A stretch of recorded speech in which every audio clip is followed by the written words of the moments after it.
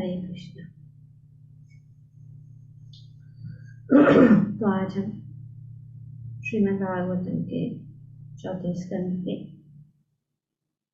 पहले अध्याय के श्लोक संख्या 6 को पढ़ रहे और उसको समझने की कोशिश कर रहे। तो इस अध्याय का शीर्षक है मनु की पुत्रियों की वंशावली, जो हम अभी तक पढ़ते आ रहे हैं कि स्वयं मनु ने अपनी पुत्री आकृति को रुचि प्रजापति को सौंपा और उनके शर्त था कि जब उनका पुत्र का जन्म होगा तो वे जो है उस पुत्र को मनु को सौंप देंगे। तो इस प्रकार से आकृति के गर्भ से क्यों मनु ने इस प्रकार से इच्छा की कि मुझे वो, क्योंकि उनके पुत्र ऑलरेडी थे उनके पास 2 पुत्र। कौन थे उनके पुत्र?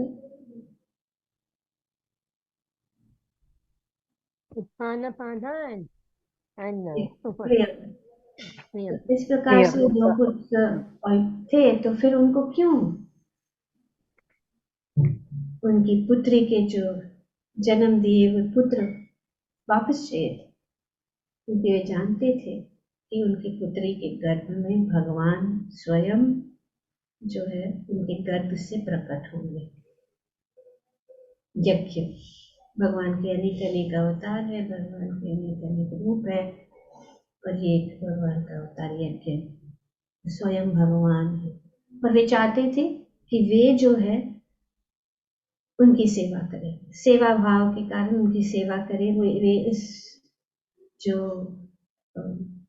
मौके का फायदा उठाना चाहते थे। वे चाहते थे कि वे भगवान की सेवा करें। तो इस प्रकार से, पर उनको ये भी उनके मन में ये विचार भी आया था कि अगर उनके पुत्र को ले लेंगे तो उनको थोड़ा दुख होगा, लेकिन भगवान की कृपा से और भगवान ने जो है उनके गर्भ से एक पुत्री भी उत्पन्न हुई, जो स्वयं लक्ष्मी, जिनका नाम दक्षिणा। तो रुचि ने दक्षिणा को रख लिया अपने पास, तो उनको बहुत अच्छा लगा कि हाँ, उनका एक जो है बालक है, या उनका एक उनके घर में जो है लक्ष्मी स्वयं आई है।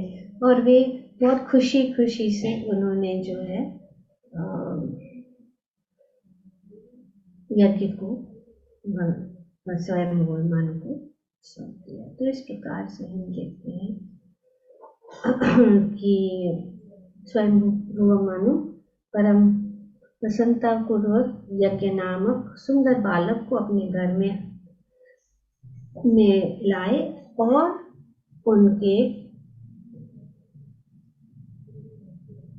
उनके जमाता रुचि के पुत्री दक्षिणा को अपने पास रखा। तो इस प्रकार से अभी आगे क्या हुआ कि दक्षिणा जो है रुचि के पास रही और यज्ञ किसके पास रहे?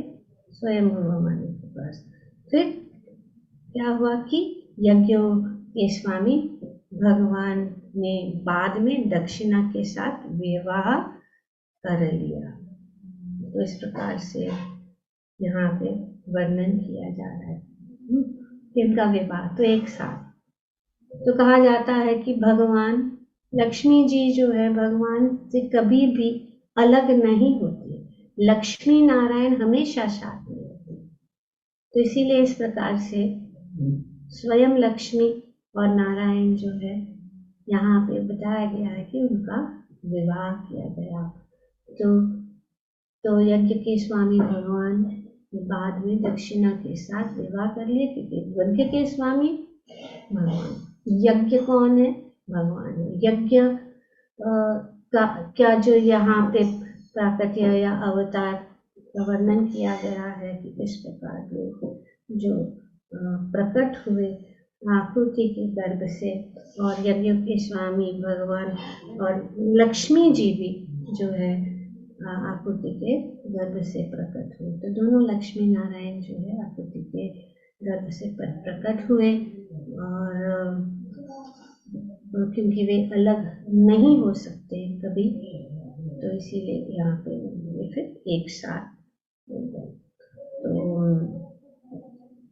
यहाँ पे ये वर्णन किया जा रहा है कि उनका विवाह कर लिया गया। जो पूर्ण पुरुषोत्तम भगवान को अपने पति रूप में प्राप्त करने के लिए परम इच्छुक थी।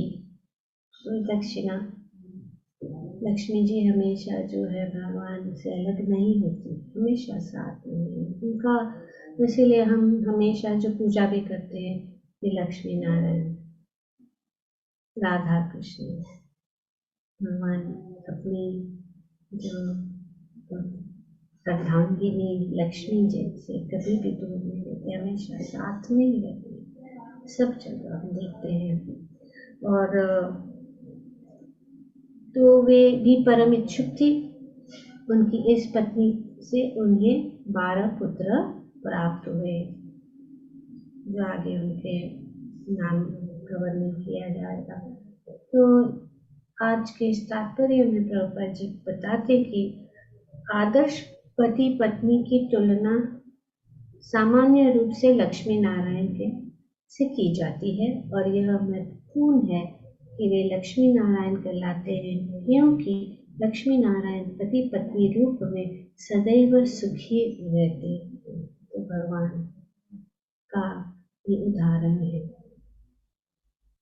गृहस्थ जीवन और पति पत्नी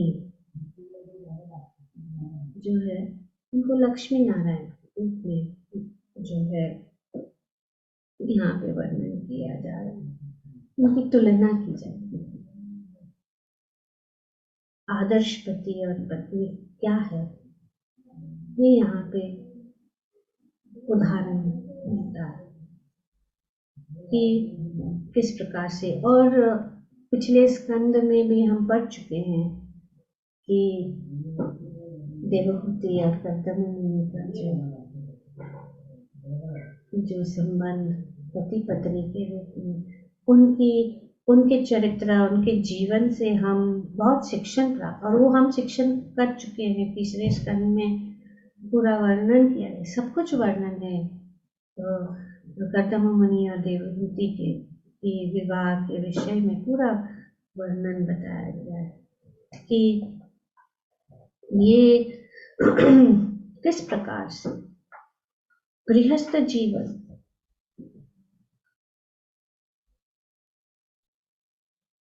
जीवन एक वैसे भी अंधकूप है, क्योंकि माया और भौतिक आसक्ति बढ़ जाती है, और इसी कारण भक्त अगर भगवान को, तो दो है, कौन है, पति और पत्नी। तो अगर पति और पत्नी तीसरे थर्ड पार्टनर, दो पार्टनर है, पति और पत्नी और थर्ड पार्टनर कृष्ण, अगर कृष्ण को केंद्र बिंदु बनाकर अपना गृहस्थ जीवन चलाए, तो फिर उस जीवन में सेवा का भाव, प्रेम और उत्साह बनाए रहेगा, बोर नहीं होंगे। तो ये यहाँ पे बताया गया है कि किस प्रकार से हम भगवान को अपना थर्ड पार्टनर, भगवान को अपना, और कर्दम मुनि का उदाहरण हम देखते हैं कि वे, और भगवान को अगर हम केंद्र बिंदु बनाए कि भगवान ही हमारे घर के मालिक है, और दोनों पति पत्नी भगवान को केंद्र बिंदु बनाकर अपना पूरा जीवन चलाते हैं, तो उनका जो गृहस्थ जीवन जो है सफल रहेगा। और भगवान जानते हैं, भगवान हमारे हृदय में है, हमारी जो भी इच्छाएं हैं वे जानते हैं। अगर हमारी इच्छा भगवान की सेवा और भगवान को प्राप्त करने की है, और उस बीच में अगर हमारी कोई भौतिक इच्छा भी है, छोटी मोटी अगर कोई इच्छा, जैसे कि पिता अपने पुत्र को, वो जानते हैं कि उनके पुत्र की क्या इच्छा है, उनको क्या चाहिए, कुछ भौतिक चीज चाहिए या कुछ उनकी इच्छाएं हैं, तो उनको सफल करते हैं। इसी प्रकार से भगवान जो है अपनी इच्छाओं को, क्योंकि गृहस्थ जीवन में बहुत सारी भौतिक चीजें के साथ हमें जीना होता है, तो इसीलिए भगवान जानते हैं और भगवान जो है उन चीजों को सफल करते हैं। जिस जिस प्रकार से कर्दम मुनि को हम देखते हैं, कर्दम मुनि कितने महान भक्त थे।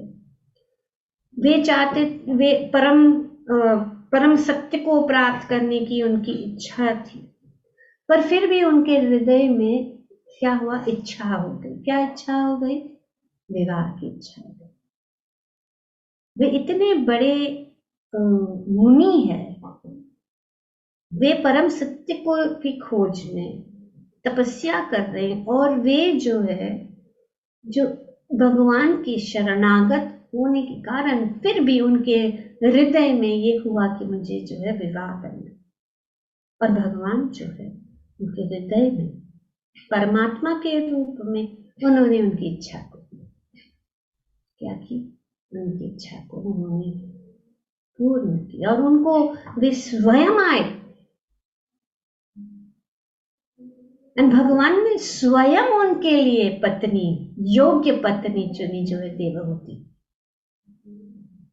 स्वयं भगवान ने किया, भगवान चुनते, भगवान करते। जब हम भगवान को केंद्र बिंदु बनाते हैं और जो कुछ भी हम अपने आप को पूर्ण शरणागत करते हैं भगवान के श्री चरण कमलों में, तो भगवान, और हम चाहते हैं कि बस हमें सिर्फ भगवान चाहिए और कुछ नहीं, पर उस बीच में अगर हमें कोई भी अगर इच्छा भी है, अगर हम पूर्णतया भगवान की शरणागत है, तो भगवान क्या करते हैं, हमारी इच्छा, जैसे यहाँ पे उदाहरण करता हूँ, स्वयं भगवान ने, उन्होंने कहा कर्दम मुनि कि आपका विवाह जो है देवहूति से है, और बहुत जल्द उनके पिता आपके पास उनके देवहूति के गुणों का वर्णन किया। तो हम अंदाजा लगा सकते कि भगवान कि कर्दम मुनि कितने खुश हुए कि उनकी इच्छा को पूर्ण करने के लिए स्वयं भगवान आई, और स्वयं भगवान ने, कि भगवान ने ही जो योग्य पत्नी उनके लिए चुना। तो जब हम देखते हैं कि कर्दम मुनि और देवहूति के जीवन में भगवान केंद्र बिंदु बनकर माता देवहूति ने अपने पति की सेवा पूर्णतया से की, अपने शारीरिक चीजों को त्याग कर उन्होंने अपनी परवाह नहीं की, बस अपनी पत्नी की। और भगवान इसीलिए माता देवहूति के गर्भ में स्वयं उनके पुत्र के रूप में, एक तो कर्दम मुनि को भगवान ने कर्दम मुनि के लिए योग्य पत्नी चुनी, फिर स्वयं उनके पुत्र के रूप में कपिल, भगवान कपिल मुनि के रूप में उन्होंने जन्म लिया। तो भौतिक जीवन में हमारी बहुत सारी इच्छाएं तो होती है, गृहस्थ जीवन में भी इच्छाएं होती है, लेकिन अगर हम भगवान को ही हमारा लक्ष्य बनाए, भगवान की वही सब चीज अपने घर, ये घर हम कहाँ रह रहे हैं, हम भगवान के साथ रह रहे हैं, भगवान का घर है, भगवान ही सब कुछ, जो कुछ भी हो रहा है भगवान ही मालिक है, और वे हमारे सुख दुख के साथी हैं, जो भी हम चाहते हैं वे सुनते हैं और वे हमारी इच्छा पूर्ण करते हैं। तो हमें जानना जरूरी है कि हमें क्या इच्छा होनी चाहिए, भी हम शिक्षण इन सब जो ग्रंथों से या श्रीमद् भागवत और इस विभाग से भी हम सीख रहे हैं। तो यहाँ पे ही बात वर्णन की जा रही है कि पत्नी को चाहिए कि वह सदैव अपने पति के से संतुष्ट रहे और पति को भी पत्नी को संतुष्ट रहना चाहिए। आदान प्रदान, कोऑपरेशन। क्योंकि जब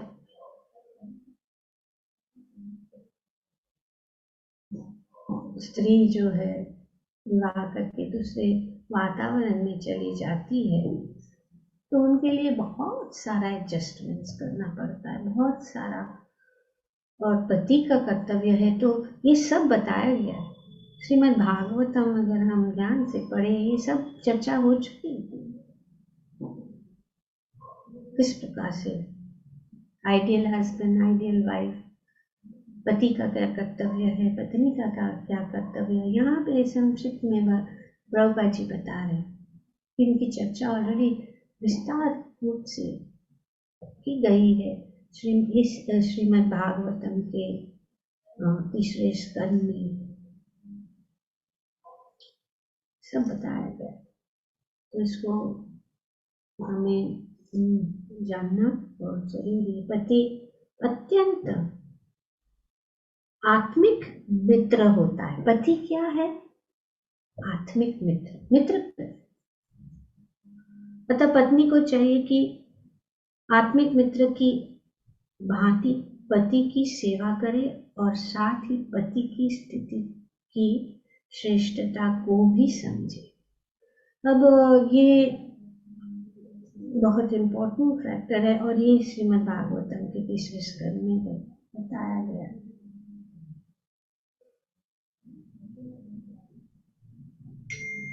तो उसी से हम पढ़ रहे हैं कि किस प्रकार से पापा जी ने इस पूरा वर्णन किया गया तात्पर्य। और यहाँ पे भी पापा जी बता रहे द्वितीय जीवन, एक पुरुष तथा एक स्त्री के मनोभावों में अंतर होता है। It's very clear. ऐसा नहीं कि पापा जी कुछ बड़ा चढ़ा के बोल रहे, होता है, अंतर होता है। अपनी शारीरिक रचना के कारण पति सदैव पत्नी से श्रेष्ठ विशिष्ट बने रहना चाहता है और स्त्री शारीरिक संरचना के कारण स्वाभाविक रूप से अपने पति से अवर कोटि की होती है। तो ये स्वाभाविक बराबरी शारीरिक रूप से, आत्मा और आध्यात्मिक रूप से। तो इसीलिए जब हम आध्यात्मिक स्तर पर आते, जब दोनों पति और पत्नी भगवान को के शरणागत हो, वे जानते हैं कि आत्मा और शरीर में अंतर क्या है, आत्मा क्या है, ये जीवन क्या है, ये भौतिक जगत क्या है। तो ये सब ज्ञान अगर हो और आत्मा के स्तर पर, तो कोई श्रेष्ठ और कोई छोटा नहीं है। पर ये स्वभाव ये प्रकृति के अनुसार ये जो स्वाभाविक चीज है, तो वे हमेशा श्रेष्ठ माने जाएंगे क्योंकि इनमें शक्ति है, बल है। तो ये मोस्ट इम्पॉर्टेंट थिंग बल है। वो कुछ भी कर सकते, कहीं तक भी जा सकते, लेकिन स्त्री के लिए ये संभव नहीं है। अतः स्वाभाविक प्रवृत्ति यही है कि पति अपने को पत्नी से श्रेष्ठ मानता है और इसका पालन किया जाना चाहिए। We have to accept. वो कुछ नहीं कर सकते, कुछ हम कितना भी चाहे बराबर होना मुश्किल है, क्योंकि ये प्रवृत्ति ऐसी है। यदि पति से कोई गलती हो जाए तो भी पत्नी को सह लेना चाहिए और इस प्रकार पति तथा पत्नी के बीच मन मुटावा नहीं रहेगा। ओवरलुक, ये शिक्षण दिया जाता है, स्त्रियों को शिक्षण दिया जाता है अपने माता पिता के द्वारा। जब वे विवाह करने जाती है तो यही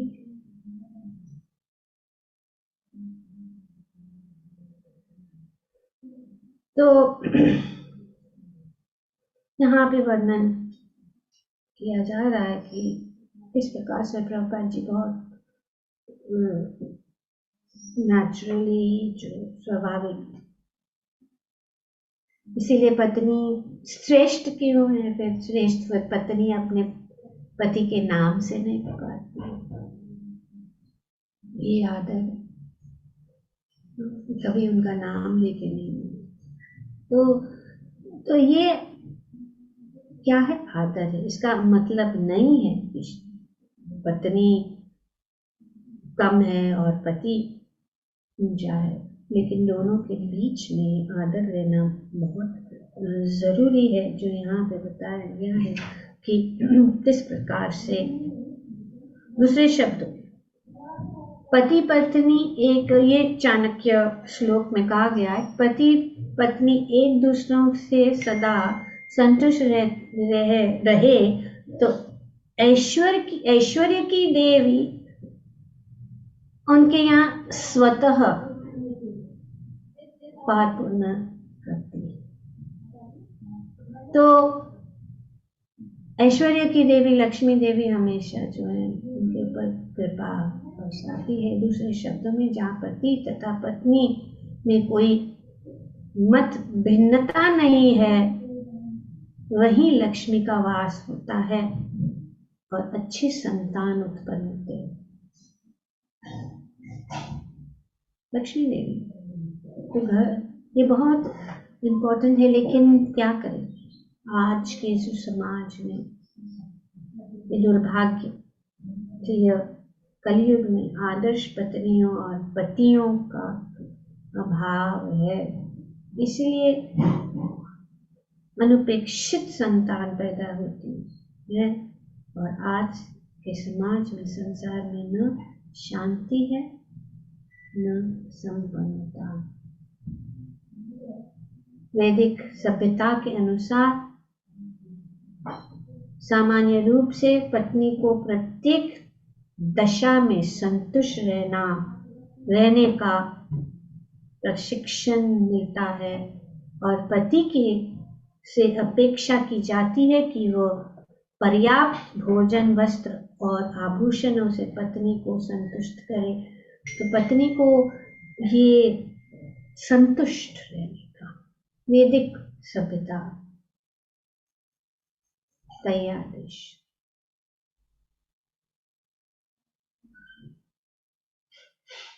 तो पति का भी कर्तव्य है कि अपने पति को जो है खुश रखे, सुखी रखे, और पत्नी का भी कर्तव्य है कि वे किसी न किसी प्रकार से उनको खुश रखे। जब वे परस्पर व्यवहार से इस प्रकार प्रसन्न रहते हैं, तब उन्हें अच्छी संतान प्राप्त होती है। इस तरह से संपूर्ण विश्व में संतान आ सकते हैं, शांति आ सकती है। इस तरह से संपूर्ण विश्व में शांति आ सकती है। तो ये शांति का एक मार्ग है, क्योंकि चैरिटी बिगिंस एट होम, घर से ही सब कुछ शुरू होता है। अच्छी संतान रहेंगे तो अच्छा समाज रहेगा, अच्छा समाज रहेगा तो अच्छा शांति विश्व में रहेगी। ये बहुत इम्पोर्टेंट है, फैमिली। तो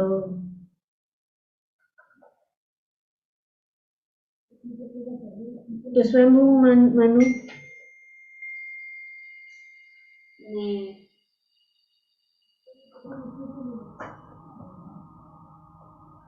रुचि के पुत्र को अपनाया और दक्षिणा और उनकी शादी हो गई। अब सवाल यही है कि किस प्रकार से हम अपने जीवन में, अपने घर गृहस्थी में हम किस प्रकार से शांति प्राप्त करें। तो उसका उपाय क्या है, क्या किया जाए। गृहस्थ जीवन सुरक्षित जीवन है, पर अगर अशांति है तो उस शांति को कैसे लाए घर के अंदर।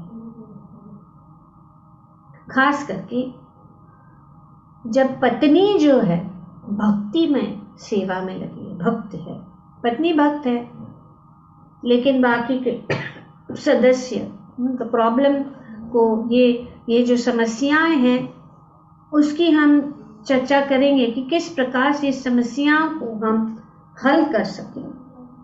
खास करके जब पत्नी भक्ति में लगी है, पत्नी भक्ति कर रही है, लेकिन पति जो है इंटरेस्ट नहीं है। और ये बहुत सारा हम सब जो है, काफी लोग इसका जो है उनको इस चीज को सामना करना पड़ता। पहली बात तो ये है कि हमें अपने आप को बहुत भाग्यशाली समझना चाहिए कि हम जो है भक्ति में लगे, कि हमें भगवान की कृपा प्राप्त हुई है, उसका हमें बहुत अपना भाग्य बनना चाहिए। तो बहुत दुर्लभ है भगवान को प्राप्त करना, भगवान की भक्ति के लिए। तो हमें अपनी भक्ति में दृढ़ होना चाहिए, और दृढ़ होना इस प्रकार से ताकि दूसरों को, जो दूसरे परिवार के जो सदस्य है, उनको ऐसे न लगे कि हम उनकी परवाह नहीं करें। एक सबसे महत्वपूर्ण चीज है वो प्रेम। हम उनको प्रेम दें, उनको प्रेम से हम उनके साथ व्यवहार करें। जो भी प्रेम हम भगवान के प्रति, उसी प्रकार से हम जो प्रेम है, जो प्रेम हमारे अंदर, हमारे हृदय में भगवान के प्रति, उस प्रेम को हमें जो बांटना है। और हमें क्रोध नहीं और या मायूस नहीं होना चाहिए कि हमारे जो पति है या घर के सदस्य है, वे जो है भक्ति में, और उनसे क्रोध नहीं करना चाहिए, उनके ऊपर कृपा, ये भावना रखनी चाहिए।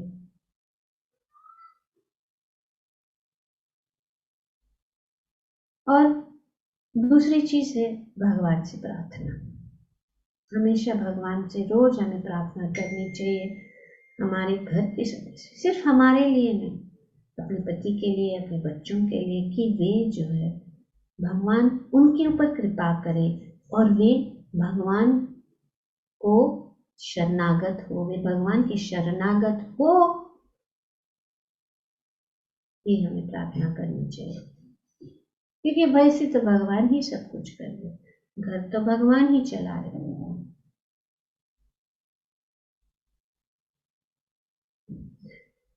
उनकी सेवा और प्रेम हमें अपने घर के गृहस्थ में, पति और अपने बच्चे और सबको बहुत प्रेम से सेवा करनी चाहिए। और एक दूसरी बात महत्वपूर्ण चीज है कि उनको अपने घर में हमें भक्तों को बुलाना है। अपने घर में जब भक्तों को बुलाते हैं और उनको, पति को, उनकी सेवा के लिए कुछ कार्य देते हैं। कार्य मोस्ट इंपॉर्टेंट है। कार्य करने के लिए सब लोग तैयार है, लेकिन अगर उनको कह के आप बैठ के सुनो तो नहीं। कुछ आयोजन करना है, इस प्रोग्राम के लिए आयोजन करना है, और ज्यादा कुछ कॉम्प्लिकेटेड नहीं, जैसे कि किसी भक्त को बुलाए, बैठे, कीर्तन हो, रेगुलर कीर्तन होना चाहिए। घर घर में कीर्तन, श्री चैतन्य महाप्रभु का भी ये आदर्श, घर घर में कीर्तन करके करते जा। कैसे काम करेगा, कब काम करेगा, किसी को पता नहीं। कब उनके हृदय में परिवर्तन आएगा, कब उनकी बुद्धि जो है भगवान की सेवा की ओर मुड़ेगी। ये इससे सब लोग, पूरे परिवार। इसीलिए आयोजन का अर्थ क्या है कि चलो भक्त को बुला रहे, तो भक्त को जगह चाहिए बैठने के लिए, जो सत्संग वो जो जगह है उसको ठीक करना है, उसके लिए उनको उनको उनको लगा दे। प्रसाद के लिए ज्यादा बड़ा आयोजन नहीं, सिंपल खिचड़ी। बिग फीस्ट करने से फिर क्या है, घर के जो लोग हैं वे इसमें ही बैठे हुए हैं, क्लास चल रहा है, कीर्तन चल रहा है, सब लोग किचन में ही बैठे। और ऐसे नहीं होना चाहिए, ये नहीं जरूरत है। हाँ, थोड़ा सा प्रसाद देना, क्योंकि भक्त जो है खास करके वैष्णव जब घर में आते भगवान उनके मुख से खाते, ब्राह्मणों के मुख, जब ब्राह्मण को खिलाते मतलब भगवान स्वयं खा रहे, और वैष्णव तो ब्राह्मणों से भी श्रेष्ठ है, तो उनको खिलाना अच्छा है। लेकिन अगर खिलाना पिलाना है तो जब वे आए सब कुछ तैयार होना चाहिए, और जब वे आए तब बैठना चाहिए, पूरे परिवार साथ में बैठना चाहिए, पूरे परिवार को सुनना चाहिए, पूरे परिवार को ये निवेदन नहीं कि अपने अपने रूम में बैठ के लॉक्ड है अंदर, ऐसा नहीं होना चाहिए। हमें कोशिश करनी चाहिए, चलो पहले पहले होगा और उनको रहना, तो ये इस यज्ञ के रूप में किया है। अगर हम उनको जिसमें पति पत्नी होना चाहिए, ये यज्ञ है, संकीर्तन यज्ञ होने वाला है, बहुत शुभ है, बहुत पवित्र है, और दोनों तो वे रहेंगे, नहीं तो वे जाएंगे अपने फ्रेंड्स के साथ घूमने बाहर, घर में ही नहीं है। हमने देखा है अभी इतने 35 साल ऊपर हो गए, तो हम देखते हैं क्या होता है घर घर में, पर ऐसा नहीं होना चाहिए घर की, क्योंकि हम खुद नहीं समझ, खुद को ये जरूरी है कि कष्ट है, कुछ भी कष्ट है, बैठो वो सब कष्ट मिट जाए, चाहे वो बिजनेस में कष्ट है, चाहे वो मानसिक कष्ट है, चाहे शारीरिक पीड़ा है, उनको बिठाना चाहिए, सामने आके बैठो। तो ये हो सकता है अगर हम अपने घर को, अपने गृहस्थ जीवन को अच्छी तरह से शांति पूर्वक चलाना चाहते, तो वन फर्स्ट थिंग प्रेम देना उनको, दूसरा है प्रेम से सेवा करना, और तीसरा है शुद्ध भक्तों को अपने घर में बुलाकर उनकी सेवा करके और उनको कुछ सेवा में लगाना। बहुत ही बड़ा टॉपिक है, पूरा थोड़ा इतना समय में सब कुछ नहीं बता सकते, पर ये मेन चीज जो है पूरा गृहस्थ जीवन के ऊपर जो जरूरी है, पति या पत्नी, और खास करके ये मैरिज काउंसलिंग बिफोर मैरिज होना चाहिए। दूसरे धर्मों में, ईसाई धर्म में मैरिज काउंसलिंग होता है, शादी करने जा रहे तो उनको गिरजाघर में जाकर जो वहाँ के क्या बोलते प्रीस्ट है वो उनको काउंसिल करते हैं। The family that praise together stage together, उन्होंने ही तो बनाया है, family that praise together stage together.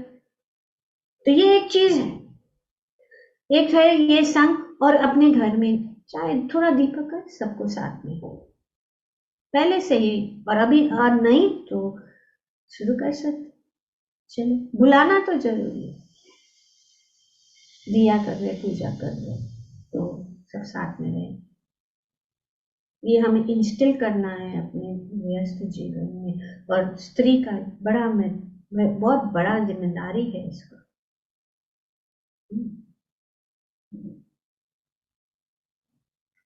तो तो इस प्रकार से संग की प्राप्ति से साधु, और ज्यादा कुछ खर्चा पानी नहीं करना, कुछ नहीं देना है, कुछ नहीं करना है, बस भक्तों को बुलाना है, कुछ नहीं देना। भक्तों को कुछ चाहिए, वे सिर्फ आ रहे ताकि ये पावन हो जाए, पवित्र हो जाए, हरि नाम से पवित्र हो जाए, और हम सबको इसमें भाग लेना है, एक दूसरों को ये सपोर्ट देना है कि अगर कार्यक्रम है यहाँ वहां जहां पे भी जा रहे सबको जाना है साथ में, उनके घर में जाके कुछ तैयारी नहीं, क्योंकि किसी के ऊपर बोझा, फिर वो लोग चाहते हैं, सोचते हैं अरे पर उनको क्या देना होगा, उनके लिए क्या करना है, प्रसाद इतने लोग हैं, तो इसमें ही मन चला जाता है और समय चला जाता है, जब वे आते तो उसी में लगे हैं। ऐसा नहीं, सिर्फ बैठो, फिक्र करो, मिलो परिवार से, उनके संग दो, उनके साथ उनको कुछ करवाओ, वो करेंगे तो उनको इन्वॉल्व लगेगा, फिर भगवान तो सबके हृदय में बैठे हैं। तो और हमें प्रार्थना करनी चाहिए। तो और भगवान वैसे भी हमारी सदस्य, जब हम भगवान को कहेंगे Krishna the goal of our life, Krishna fulfils every desire, don't have to worry, Krishna arranges everything. कैसे भगवान आयोजन करेंगे वो हमें पता भी नहीं है, पर अपने समय में। तो श्रद्धा और सबूरी, faith and patience very much required. और वैसे भी हमें, हमारा उद्देश्य क्या है, यहाँ पे कंफर्टेबल होना नहीं उद्देश्य है। हमें किसी, अभी ये गृहस्थ जीवन है, इसीलिए चलो हम गृहस्थ जीवन में हैं, तो इस गृहस्थ जीवन से हमें हम बिताना है, उससे पार करना है इस गृहस्थ जीवन को। तो कैसे करें? तो भगवान की शरण ग्रहण करके, भगवान के चरण कमलों को पकड़ के और प्रार्थना करके।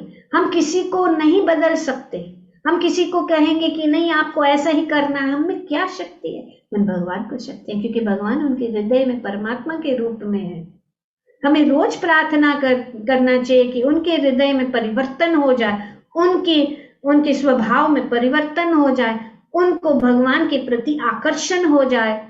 यही प्रार्थना होनी चाहिए, ना कि हमें ये प्रॉब्लम, बेटी की शादी नहीं हो रहा है, बेटा का शादी नहीं है, उनका बिजनेस है, यही प्रार्थना कर रहे हैं। अरे पर अब दूसरा क्या है, वो तो भगवान वैसे भी हमारे कर्म के अनुसार देंगे, पर हमारा कर्तव्य यही है कि हम भगवान के शरण में जाए, भगवान की भक्ति करें। वो शरणागति और स्मरण, यही है स्मरण, प्रार्थना।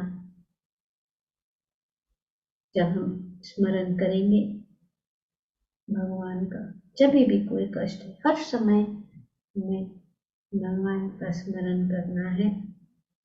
भगवान के अच्छे विग्रह की सेवा में, भगवान के सुंदर अगर फोटो है उनकी पूजा करें नियमित रूप से, रोज। ऐसा नहीं कि कभी कभी मन में ख्याल आता है, रोज करना, नित्यम भागवत सुनना, साथ में बैठकर भक्तों के संग में बैठकर भागवत पढ़ना है, भगवत गीता पढ़ना है, चर्चा करनी है। तो हमारा मन इन सब चीजों, अगर जितना भी अभद्र है, जितना भी कष्ट है, हमें अपने आप को स्ट्रांग बनाना है। हमें ये जो है भगवान के चरण को और अच्छी तरह से पकड़ के रखना है, छोड़ना नहीं है। हमें भागवत पढ़ना है, भक्तों के संग में बैठ के पढ़ो, या अपने परिवार में कुछ सदस्य हैं उनको रोज करो, ऐसे कुछ ना कुछ करो, ताकि हम जो है उनकी जो प्रिय वस्तुओं को बनाए, उनको जो वैसे भी सब कुछ भोग लगा के ही खाए। इसमें आलस्य नहीं करना चाहिए। अच्छी अच्छी जो चीजें हैं भगवान, और ये प्रसाद बहुत, the way to the man's heart is through the stomach. अभी ये जो अंग्रेजी लोग है ना, ये सब बनाए, और यही सोल्यूशन है। हमें ये मोटिवेशनल स्पीकर्स और इनको कोई सोल्यूशन है ही नहीं। वे जो है एग्रीवेट करते हैं सिचुएशन, अपने को पॉजिटिव बना के, पॉजिटिव, पर पॉजिटिव है क्या? पॉजिटिव सिर्फ कृष्ण है, पॉजिटिव सिर्फ कृष्ण का भक्ति है, पॉजिटिव सिर्फ भगवान की शरण में रहना ही पॉजिटिव चीज है, सब बाकी का सब अविद्या है, शास्त्र का प्रमाण है। ग्रंथराज श्रीमद् भागवतम की जय। ओम तत्सत। Thank you very much. Hare Krishna.